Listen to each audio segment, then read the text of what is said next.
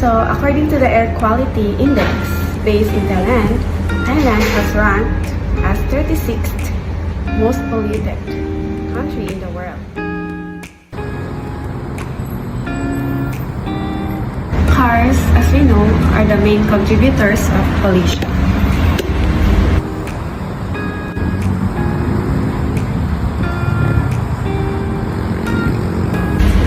And instead of driving a car or buying a car, catching a bus or a public transportation can help reduce the emissions caused by pollution.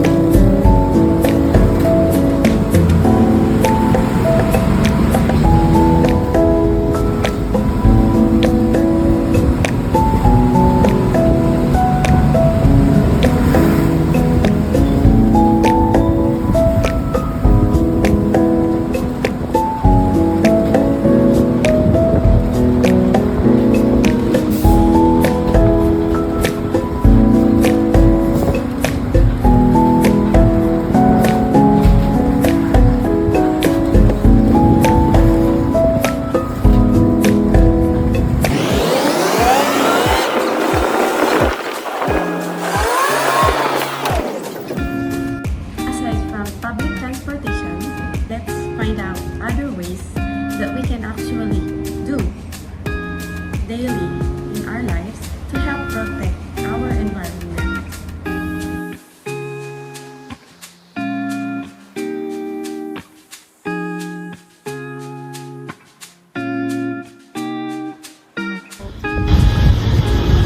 The Thailand's most rewarding recycling program. So according to this, if you recycle, you separate bottles, for example, and then you donate. Basically, you donate your recyclables and earn lucky draw tickets for winning gold and more. So they hold a lucky draw every month, literally turning your trash into gold. That outside the classroom, and students were able to recycle and able to learn at an early age. They become literate ecologically, and they also know how to turn their trash into cash.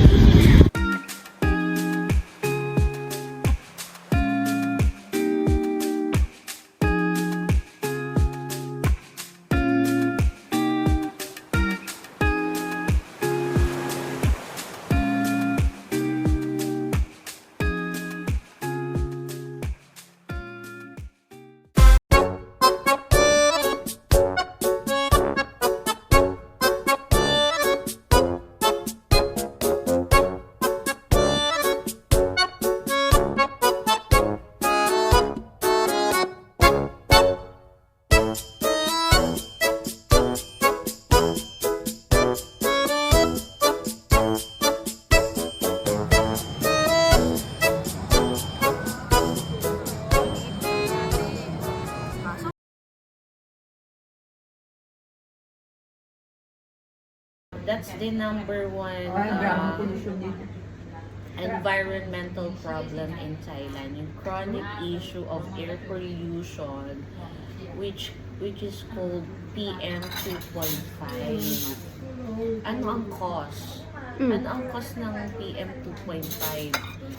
Diba yung mga, ayan, kasi nga yung reforestation, yung mga pagsusunog sa forest, diba? Yung mga, tapos, Ang dami lahat po kasi, halos, yung traffic, emission. yung Galing emission, sa karga ito. emission, yung burning, diba? So, yan yung mga talagang ang isa pa kasi, they keep building condos, a lot of condos, but the problem is, they keep building, they destroy the trees, pero hindi sila nagtatanim. True. No?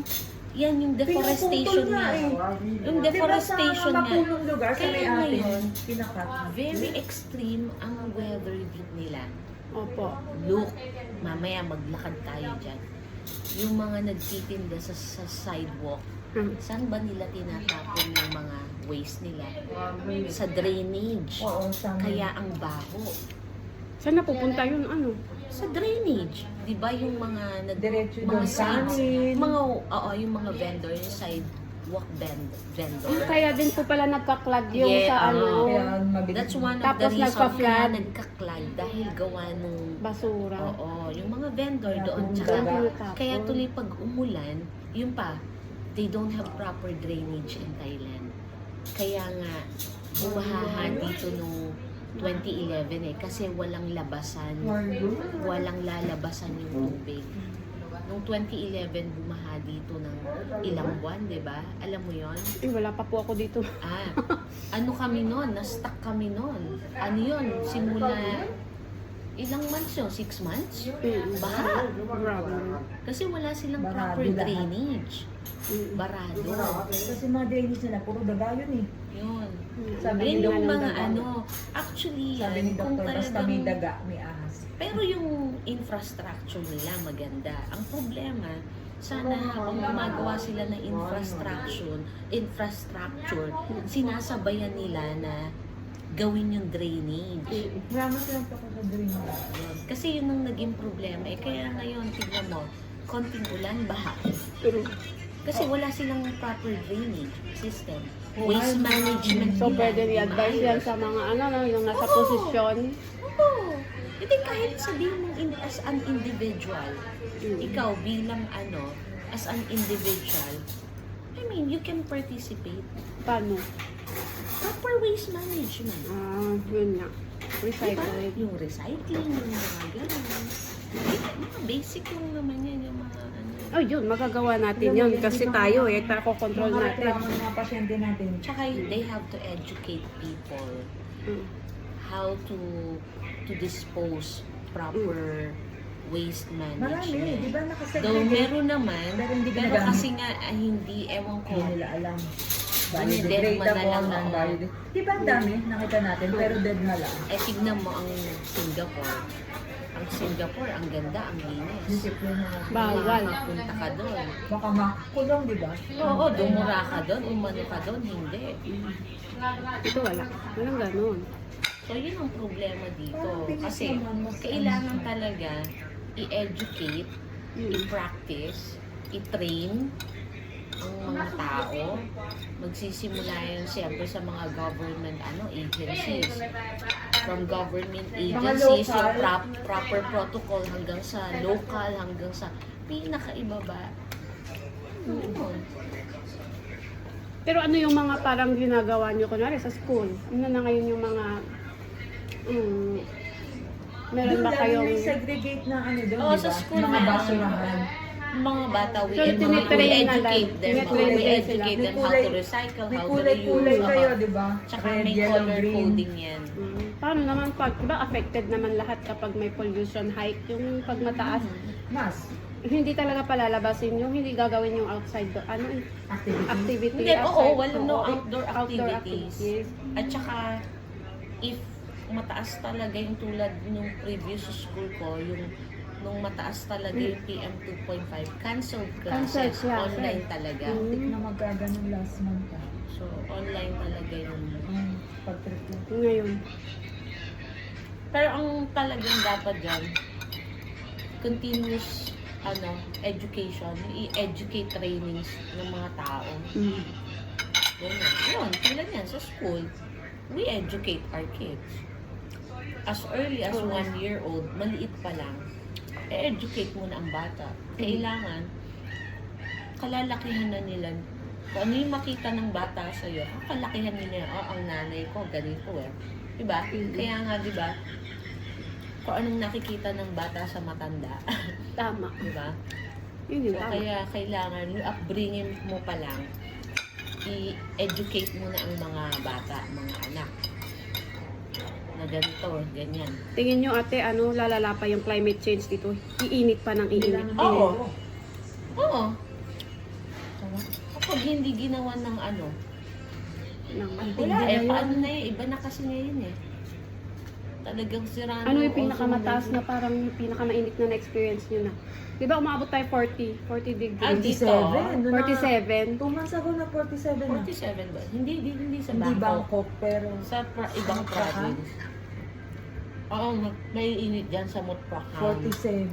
Ng Taboy, tsaka Kasabay ng Pinas Patungtang. 50. Yun.